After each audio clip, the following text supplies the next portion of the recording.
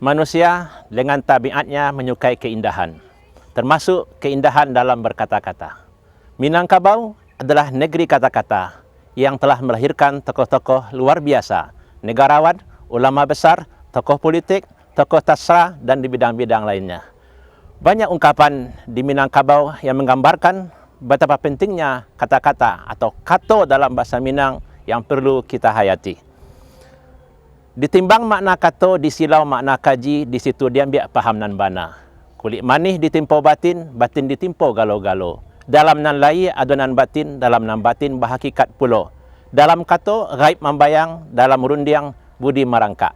Tandonyo buek bakeh bahuni, tandonyo alu anak dapet tidak diturik jo seluruhnya. Adai lamo pusako usang, waris budaya dari dulu, jawek bajawek sampai kini.